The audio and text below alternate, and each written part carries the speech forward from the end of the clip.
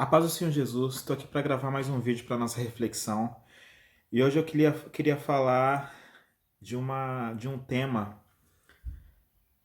que é uma ferramenta que nós temos, a qual se nós não usarmos, estaremos suscetíveis a sentimentos pecaminosos, estaremos suscetíveis ao pecado, às setas malignas, à influência do mundo na nossa vida, que é a oração.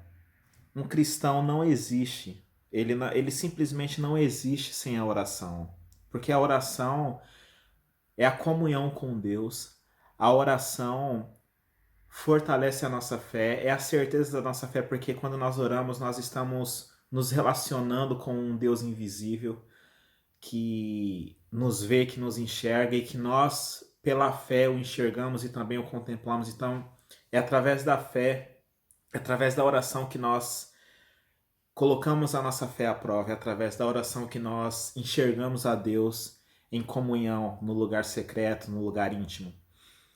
E é só através da oração que nós vamos ficar, não vamos mais ficar suscetíveis a esses sentimentos de pecado, e a única forma de vencermos o pecado é termos força espiritual, de termos compreensão das escrituras, de termos forças contra a nossa própria natureza, contra as nossas próprias inclinações. Então é através da oração. Um cristão não existe sem a oração. Comece a orar e persevere na oração e você vai ver. Assim como o Espírito Santo trabalha na natureza e faz a natureza crescer, e silenciosamente eu moro aqui perto, a gente tem uma visão, uma vista aqui maravilhosa das árvores, e é uma graça do Deus Pai que a natureza cresce, nós não percebemos que ela cresce, mas ela está crescendo. As árvores, estamos na primavera agora, e as árvores estão florescendo, e cada dia você vê um pouco mais verde as árvores, e esse crescimento silencioso que o Senhor faz através do Espírito Santo na natureza. A mesma coisa é quando a gente ora. Silenciosamente o Espírito Santo trabalha as graças do Senhor em nossa vida, a fé, o amor, a temperança, a paciência, a misericórdia, o temperamento, a temperança. E todas essas graças o Espírito Santo trabalha de forma silenciosa na nossa natureza quando nós oramos, e que nós só vamos perceber depois de um tempo. Às vezes você persevere em oração e veja depois de um tempo se você não está mais amoroso, mais com a mente mais espiritual. Veja se você não está mais misericordioso, mais poderoso em relação ao pecado. Faça o teste. Passe um mês orando todos os dias e veja o trabalhar do Espírito Santo na sua vida. Você vai perceber a diferença. E persevere nesta prática, que é uma ferramenta que Deus nos deu para nos comunicarmos com o Pai. E eu queria aqui, depois dessa introdução, ler aqui a famosa oração do nosso Jesus, que é a oração do Pai Nosso, que é o modelo perfeito da oração que nós precisamos fazer.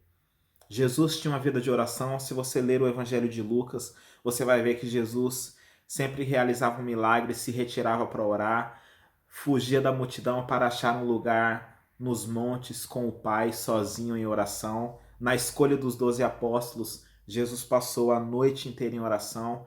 Então a vida de Jesus é regrada através de uma vida de oração.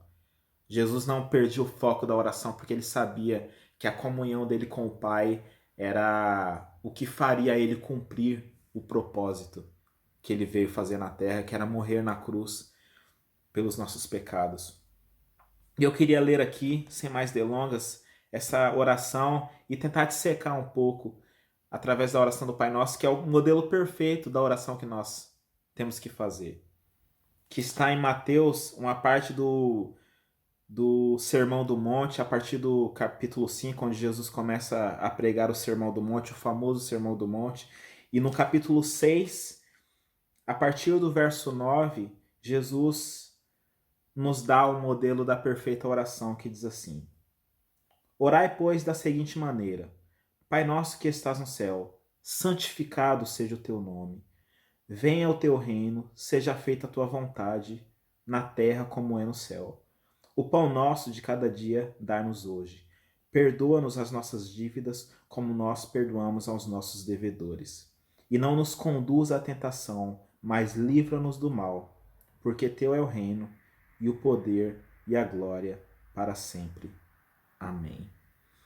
Uma oração simples, porém poderosa que Cristo nos ensina.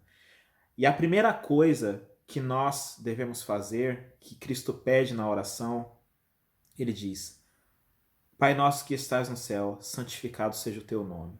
Essa é a primeira coisa, a primeira prioridade na vida de um cristão é santificar o nome do Pai. E como nós fazemos isso?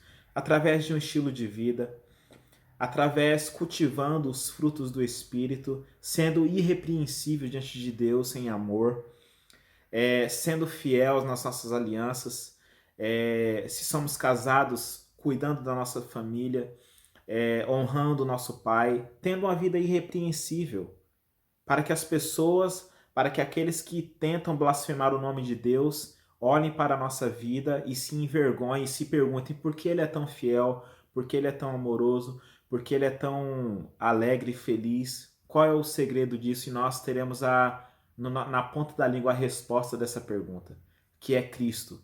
Então, que as pessoas não olhem para a nossa vida e não blasfemem o nome de Deus, mas sim o santifiquem, o glorifiquem. Então, essa é a nossa maior prioridade: santificar o nome do Pai através do nosso estilo de vida irrepreensível, lutando contra o pecado, vivendo em santidade, vivendo na verdade,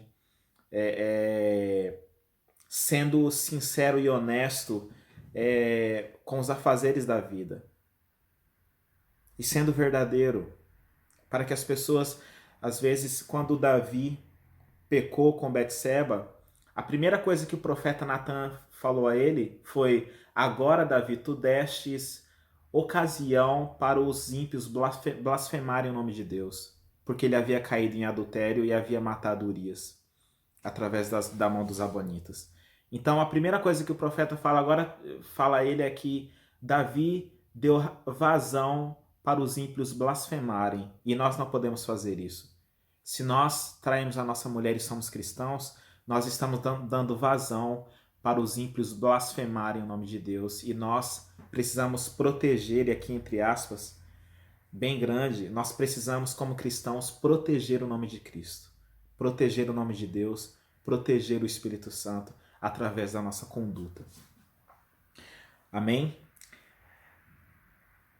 E no verso 10, venha o teu reino, seja feita a tua vontade na terra como é no céu. Então é chamar o reino de Cristo para a terra, vivermos o céu na terra, sermos um endereço de Deus, fazer a vontade do Pai, não a nossa própria vontade. E me lembro que Cristo cumpriu isso quando Cristo estava prestes a ir para a cruz, quando ele estava sofrendo no Getsemane, sofrendo gotas de sangue, a sua alma estava abatida até a morte, e ele ora ao Pai e diz: Pai, se possível, afasta de mim esse cálice, mas não seja feita a minha vontade, mas a tua. E esse cálice que Jesus estava para beber era a separação de Deus Pai, que Jesus queria que fosse afastado dele, mas Jesus diz: não seja feita a minha vontade, Senhor, Pai, mas a tua. Essa deve ser a nossa oração. Nós não podemos fazer aquilo que dá na nossa telha, nós não podemos fazer a vontade da carne e da mente, mas nos sacrificarmos para fazermos a vontade do Pai. Isso é difícil. Muitas vezes a gente quer fazer o que a gente dá na telha e acha que não vai ter consequências, mas se nós obedecemos a Cristo, então nós precisamos ser um filho obediente, porque a vontade do Senhor é perfeita, é boa, perfeita e agradável, por mais que às vezes não faça sentido na nossa vida. Por mais que pareça que a gente está pegando o caminho oposto, mas continue semeando, continue lançando a semente, e uma hora, se você perseverar, você vai colher, se você fazer a vontade do Pai. Apenas ore e lance as sementes, amém? E no verso 11, Jesus continua: o pão nosso de cada dia dá-nos hoje. Perdoa as nossas dívidas, como nós perdoamos os nossos devedores. E aqui é simples, né? Às vezes a gente anda num mundo tão barulhento, nós estamos sempre insatisfeitos com tudo, reclamando. Se nós Se tá sol, nós reclamamos que tá muito quente. Se tá frio, nós reclamamos que tá frio. Se temos o alimento, nós reclamamos porque tem que lavar a louça. Se temos que limpar a casa, reclamamos porque ela estava suja, mesmo tendo um teto para morar. E Jesus diz: o pão nosso de cada dia nos dai hoje. Agradecendo pelo alimento, agradecendo porque nós temos do Senhor o sustento. E pessoas não têm, há pessoas que não têm nenhum pão de cada dia. Há pessoas que não têm nem o que comer. Mas talvez você que esteja assistindo esse vídeo tenha o alimento, tenha a veste, tenha a bebida. E nós precisamos sermos gratos a Deus por isso. E aí no verso 12 Jesus diz: perdoa as nossas dívidas como nós perdoamos aos nossos devedores. E como nós precisamos pedir perdão ao Senhor, né? Per, per, Pedir perdão a Deus pelas nossas ofensas. E assim como o Senhor nos perdoa, perdoarmos o nosso próximo. Então é um relacionamento com Deus, de Deus nos perdoar e como recebemos o perdão do Pai, perdoarmos o nosso próximo, não guardando rancor, não guardando a ofensa, mas como Paulo diz em uma de suas cartas, se eu não me engano, aos Coríntios, que os irmãos estavam processando o irmão na justiça, e Paulo diz: por que vocês estão fazendo isso? Por que vocês não sofreram o dano? Por que não sofrer a perda?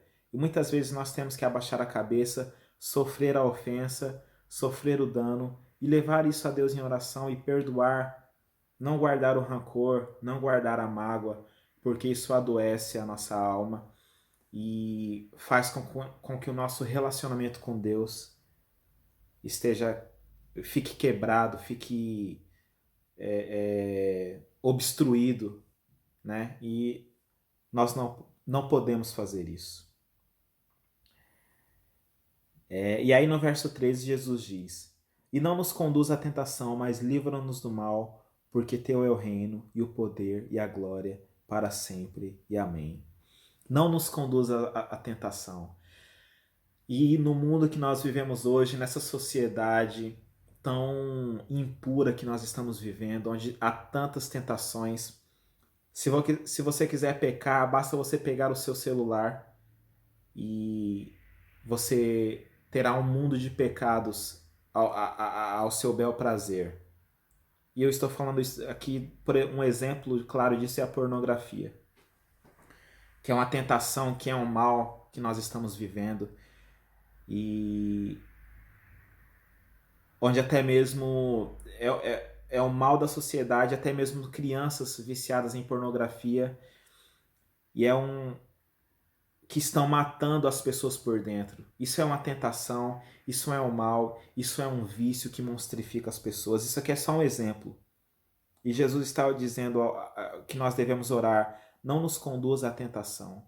A tentação da traição, a tentação da sedução, a tentação da mentira, a tentação da inveja, do rancor, de todas essas tentações que nós só vamos ser livres se nós tivermos uma vida regrada em oração.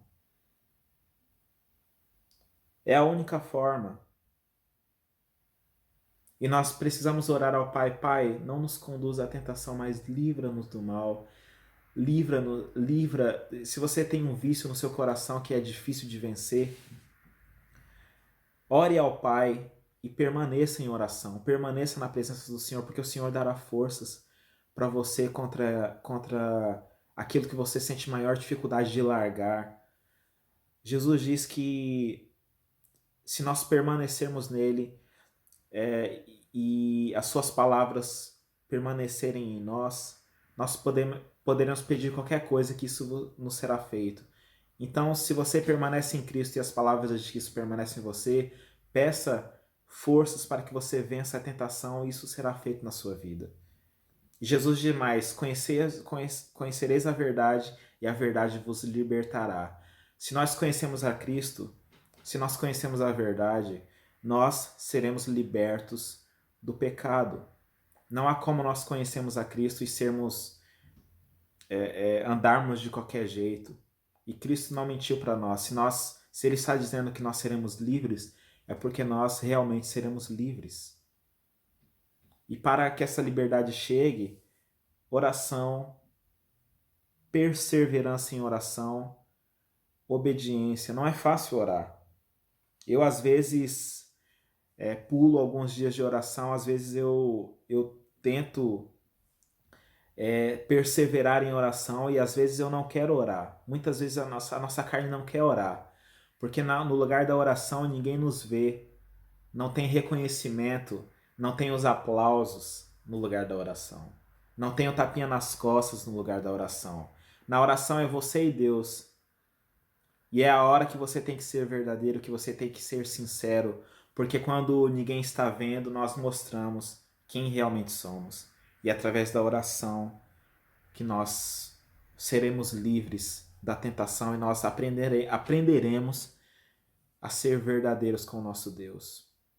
Então, Jesus deixou o perfeito padrão de oração, santificar o nome do Senhor, fazer a vontade do Pai, agradecer pelo pão de cada dia, pedir a Deus para que nos livre da tentação, pedir a Deus que nos livre dos nossos sentimentos pecaminosos. E aí Jesus gloriosamente termina dizendo: porque teu é o reino, o poder, a glória para sempre. Amém.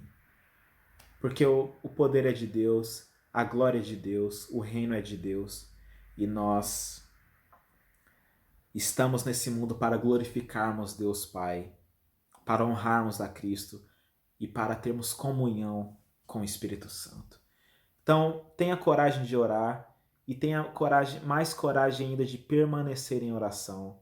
E você vai ver a sua vida espiritual expandir, mudar o seu entendimento, a sua santidade, esse sentimento que é um mal da nossa geração, da imoralidade, desse sentimento de traição que muitas pessoas têm sentido. Isso vai ser curado através da oração. E nós não mais cobiçaremos a mulher do nosso próximo, não mais estaremos suscetíveis a sentimentos pecaminosos em nossa alma, porque nós temos uma vida de oração. Então, aprenda a orar, aprenda a se relacionar com Deus em comunhão e não tenha preguiça. É como ir na academia, é como exercitar um músculo. Você não começa orando meia hora por dia, todos os dias, mas é aos poucos. 5 minutos, 10 minutos, 20 minutos. Daqui a pouco você está orando meia hora, 40 minutos. E a sua vida com Deus está florescendo. Está florescendo para a glória de Deus Pai. Amém? Então, ore e tenha coragem de permanecer em oração. Amém? Que Deus abençoe. Um abraço, um beijo no coração e até o próximo vídeo.